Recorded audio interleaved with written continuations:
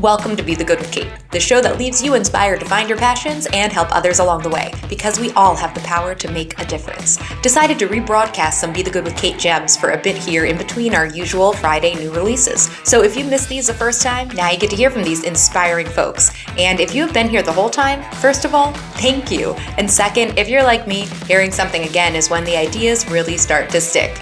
Re-release here, new episode on Friday. Let's keep the good news spreading.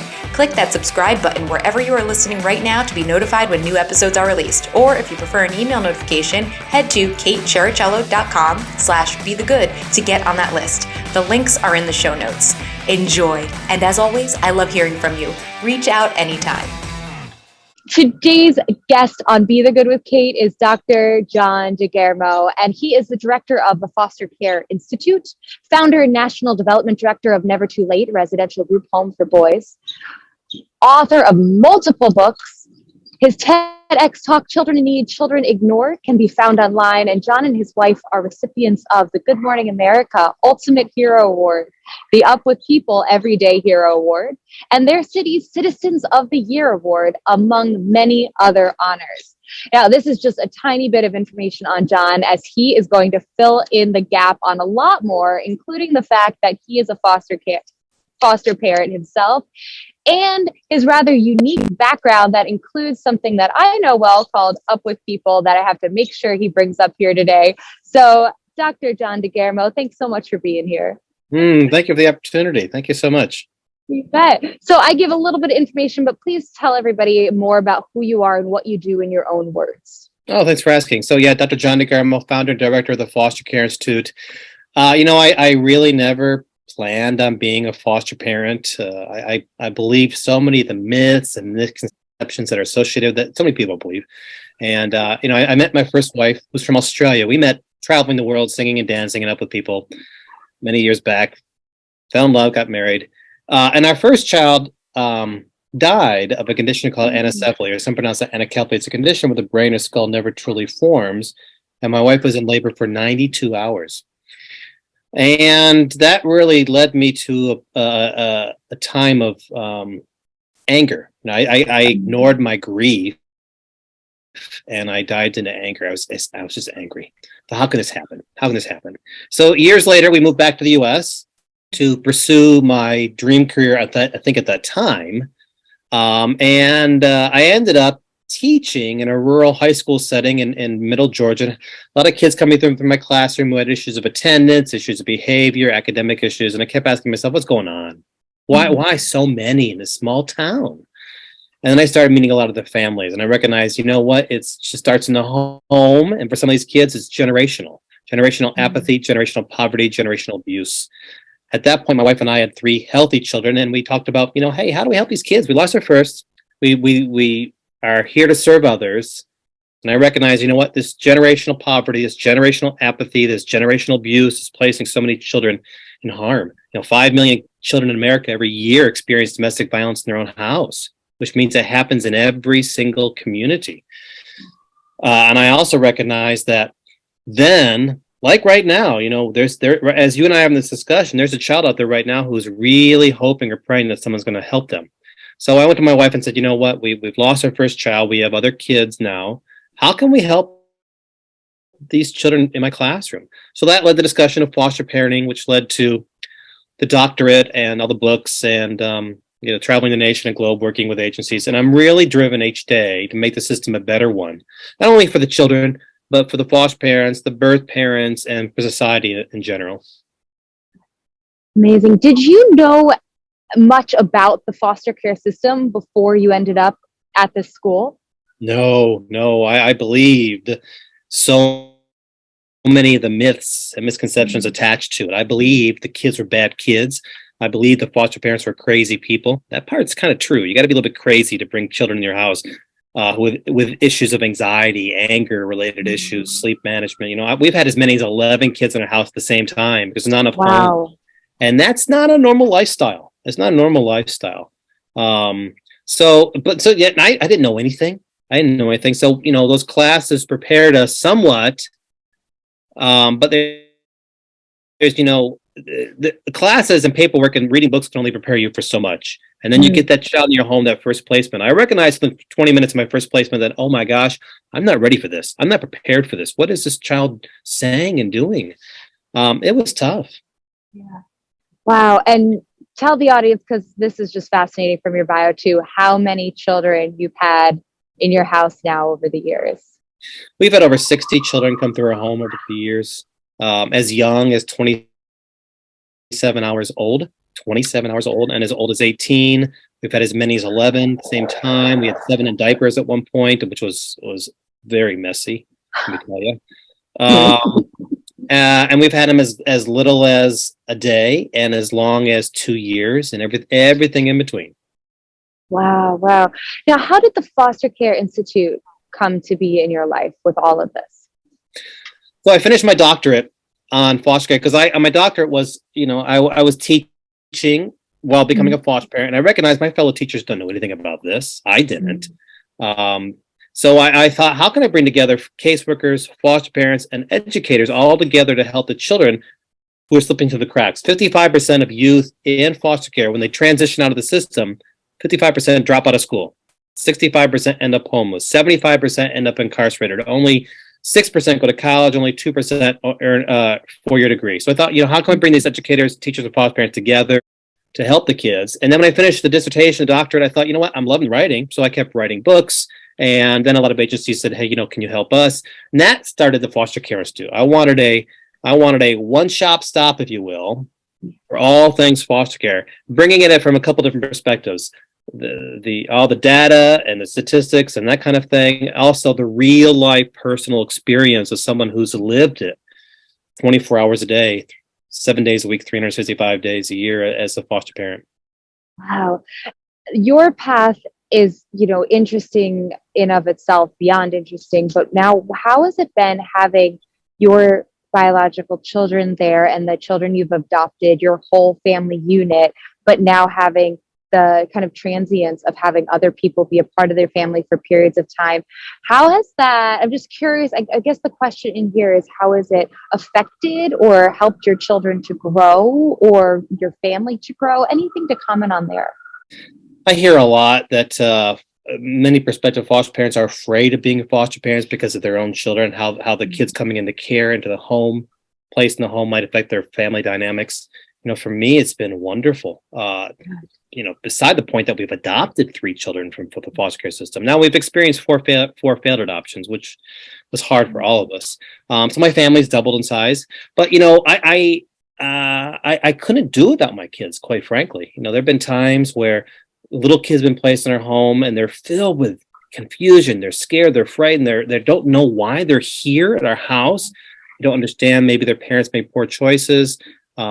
It's a very scary time being placed into a foster care home. So my kids have come around these children, wrapped around them, and and play therapy has been amazing for them. They treat them like their own siblings. Have there been times when it's been tough? Oh yeah, sure, absolutely. But I think my children all have learned a very, very valuable lesson, a couple lessons. First of all, of serving others. Now, none of my children may ever be a foster parent. I don't know, but I firmly believe that all of them are going to lead a life of serving others in some way, helping others in some way. They have seen more than their peers what abuse looks like, what neglect looks like, abandonment looks like. They have lived with that, and they have such a caring, compassionate heart. My kids are always at the forefront, I have noticed, of helping others, of volunteering, of standing up to bullying, of befriending those who really need a friend. So for us, it's been a very positive experience. And again, it has been tough at times. And sometimes my kids have said, Dad, that one boy's driving me crazy. Yeah, me too. But you know what? They need that unconditional love that we can give them. Well, that's absolutely incredible. And talk about just selfless acts here. Those are some, I love calling them good news moments, the things we hear along the way. What about now through some of the children that you fostered? Have you gotten to hear any stories later on, of them finding their way in life in a positive way? Yes. I'll point to one in particular. Just talked to her actually last night on the phone. She was born in Romania, and her parents were killed at age 9, and 3 separate families throughout the United States adopted her and then unadopted her over the course of 9 years. She was rehomed, basically. And during those 9 years, those 3 families was abused in some way. Just tragically so. And so when she came to our house at 17 years of age, after 3 families said, well, we'll teach you English, we'll love you forever, and then abusing her in some way, she had a lot of questions. She didn't trust us, and she shouldn't have. And now she's in her early 30s, married to a wonderful man, 2 beautiful children that we get to love over. She's worked in child welfare for so many years. We helped her get through college. She's doing great. There's a couple others I can point to like that. Sadly, many of the kids, we don't know what happened, because when they come to our home, sometimes the birth parents are filled with their own guilt, their own grief, their own anger, their own denial. And we are part of that, of their life, that they don't want to remember. They don't want to acknowledge. They just want to get past. So when the kids go back to their home through reunification, there are those times some birth parents say, you know what, we don't want to talk about that anymore. Let's move on. So we don't get to have communication, which is hard for us.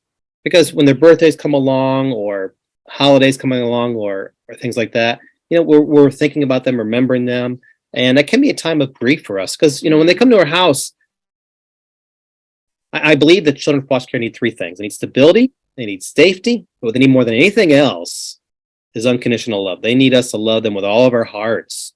So when they do leave, yeah, our hearts break and we grieve and we cry, but I think it's a gift. We're giving these children a gift of our heart, because we might be the first person who's ever loved them in some way. So I try to take some solace in that. Yeah, absolutely amazing. I was adopted as a baby, and I always had a very different experience than, with the foster care system. I feel like there's almost 2 separate entities with it, right? There's the kid who gets adopted right from the hospital and doesn't have to go through the grief and the abuse and those traumatic experiences. And then there are the kids who it happens later on and they have this whole history. What has been maybe the most notable thing that has helped you get through working with the children who do have these pasts, who get brought to you and you just have to, like you said, love them unconditionally? Are there any, quotes or sayings? Are there any rituals? Or I don't know, rituals is the right word, but like things that you always do to help get in that frame of mind of, no matter what their background, no matter what the instance right now, I can love unconditionally on them. So when a child comes in our home and placed in our home, there is a time of anxiety. Certainly anxiety for the kids. Again, they're confused, they're afraid. I want you to imagine a 7-year-old child who is removed from a home suddenly without any explanation, from moms, dads, sometimes siblings, pets, animals, stuff, and toys, everything they know, and placed in a strange home, and said, this is it. This is where we're going to stay for a while. And they're filled with so many questions. Why am I here? When do I go home? When do I see mommy again? Did I do something wrong? Is it my fault? Who are these strange people? What are their rules? So and they cry themselves to sleep so many nights. For foster parents, it's also a time of anxiety. What's this placement going to be like? How is it going to fit with our family? What's the family dynamics? How long will they be with us for? What's their personality like? But I think I keep in mind that this is a child that needs help. This is a child who is really struggling. This is a child in crisis. This is a child who's been abused in some fashion. And this is a child who's going to be very, very scared when they come to our home. And what they need more than anything else is us to simply be patient, be understanding, be compassionate. For me, there's a biblical verse, Matthew 25:35, which says, "For I was hungry, you gave me something to eat. I was thirsty, you gave me something to drink. I was naked, you gave me clothing." To me, that's these children. That's these children. And, I think back to the death of our first child, and I recognize there's a miracle of birth here. And I've been blessed, and my wife's been blessed, and our kids have been blessed. But there's so many children right now who need someone to say, you know what, I'll help you. I'll help you out. I'll love you. Even though you might be angry with me, you might be confused, you might be resistant. We've had a lot of kids in our house who come to our home and they've been resistant to us because they can't trust an adult because they've been hurt so many times. So it takes time. There's a lot of patience on everybody's behalf. But you know what? It's been the most rewarding thing I've done. Hardest thing, but the most rewarding thing. Absolutely unbelievable. You've done so much to help others. So now, has anyone ever come to you and said, I want to do something, whether it's foster care related or something else, but I don't know where to start. I don't know how to start. Has someone come to you, or if someone came to you, what would you say to them? All the time. Yeah. I would say if you're married or in a partnership or relationship, the first thing you have to do is talk about it with that partner, because it's again, it's challenging. So you both have got to be on board. You both have to be on board, because if one really wants to be a foster parent and the other one doesn't, it's not going to work. The next thing I would ask, if you have your own children, you talk about your kids as well, because it's a lifestyle change. It's completely different. When you have a child in your house who is in crisis in the middle of the night, 2 o'clock in the morning, it affects everybody in the house. People often say, how do you sleep? Or when do you sleep? I say, well, I'll sleep when I'm dead, because right now there's no sleep. When that first child comes, they're so confused. They're going to be crying themselves to sleep. They might lash out. They might have anger management issues, sleeping disorders, eating disorders. So you got to talk about your whole family, make sure your whole family's ready. And then if everybody's ready, you don't have to be rich. You don't have to have a big house. You don't have to be married. Just have to have a real heart to help these children. But at the same time, not everybody can be a foster parent, but everybody can help in some way. There's so many ways people can help without having the children in your home at the same time. And tell us a little bit about your books for people who want to learn more about foster care and about your experiences with it. Well, I've written several, and I started writing those books because when I did my dissertation, I recognized there's not many books out there about foster care. So I wanted to not only give practical solutions, but I also wanted to write about what it's like being a foster parent. So I wrote a book called Fostering Love, One Foster Parent's Journey, where I wanted to share with those people who were foster parents and people who are thinking about being foster parents. It's a memoir of my first 10 years as a foster parent. The highs, the lows, the joys, the heartbreaks, the ridiculousness of it all, the insanity sometimes. Just a fun book, but a heartbreaking book. And I wanted to be a book for people to pick up and say, hey, you know what, maybe I want to do this. Or foster parents to say, you know what, this is exactly how I feel, and share with their other friends. This is what I do. There's the book Faith in Foster Care for people of faith. There's the book, The Foster Care Survival Guide, or the Foster Parenting Manual. I've tried to write a number of books from different perspectives just for society in general, to better understand it, and practical resources and tools for those who are working in the system itself. Amazing. Well, I'm looking forward to I work with the New York Foundling, which is a foster care and children's charity here in New York City. And I'm looking forward to sharing this information with them as well. If they haven't already found your books, which they probably have, but just in case, I'll look forward to that. And John, we're going to talk about where to find you online. But first, I just have to ask you, please tell us a little bit about your years with Up With People, because I knew about Up With People back in the 90s. It was a big deal when they came to town. So can you just give us a little moment to tell about that?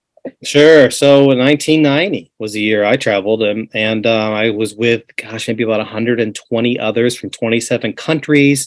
Ours was it was a performing group where for people between the ages of 18 to 28, and performing and service oriented. So we would grow into a city, and we would do a day of performing, and then usually a day of serving in the community in some fashion, and then go to another city, another state, other country. We all traveled the world.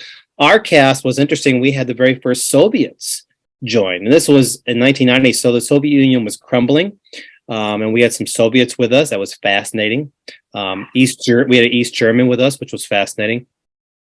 And I met my wife, who's from Australia, and she was dating a guy from Germany at some point, and I was really interested in a girl from Sweden.